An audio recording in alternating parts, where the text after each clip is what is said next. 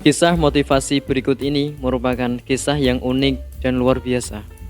Ini tentang pentingnya sebuah keyakinan dan sikap yang positif dalam hidup kita. Mempunyai keyakinan yang salah dan sikap yang negatif bisa berakibat fatal dalam hidup kita.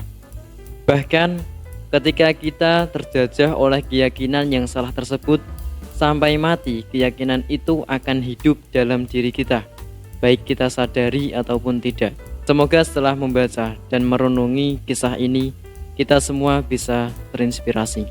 Dikisahkan ada seorang anak berusia 12 tahun.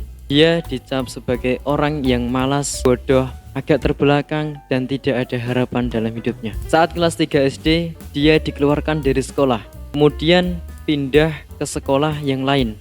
Ketika mau masuk SMP, dia ditolak 6 sekolah dan akhirnya masuk sekolah yang terjelek. Di sekolah yang banyak orang bodohnya tersebut, dia termasuk yang paling bodoh. Bahkan di antara 160 murid, dia menduduki peringkat 10 dari bawah. Suatu ketika dia dikirim ke Superstein, program yang diajar oleh Ernest Wong yang menggunakan Accelerated Learning Neuro-Linguistic Programming.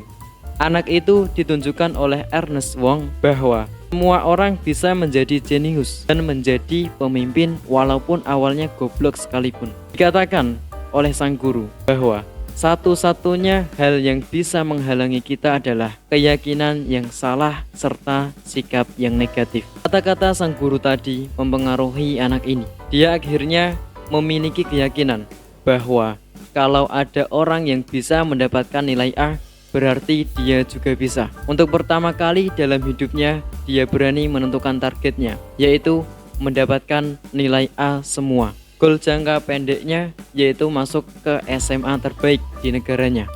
Sedangkan tujuan jangka panjangnya masuk ke perguruan tinggi terbaik dan menjadi murid terbaik di sana. Singkat cerita, dalam waktu 3 bulan, rata-rata nilainya naik menjadi 70. Dalam 1 tahun, dari ranking terbawah dia menjadi ranking 18. Dan ketika lulus SMP, dia menduduki ranking 1 dengan nilai Eptanas murni A semua untuk 6 mata pelajaran yang diuji. Dia kemudian diterima di SMA terbaik sesuai targetnya. Tidak hanya itu, dia pun diterima di perguruan tinggi yang diharapkannya.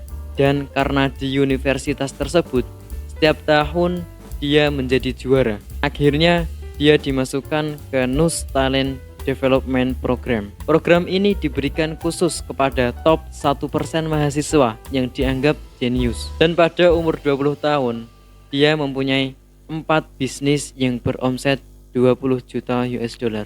Sebenarnya, siapakah dia yang terdapat dalam cerita di atas? Dia adalah orang Singapura yang bernama Adam Ko. Kisah ini saya dapatkan dari Bapak Tung Desem Waringin dalam bukunya Financial Revolution. Menurut beliau, kesuksesan Adam Ko pertama datang dari perubahan keyakinan yang salah menjadi keyakinan yang tepat, yaitu dari keyakinannya saya bodoh, lulus saja susah, menjadi kalau orang lain bisa mendapatkan A, saya juga bisa.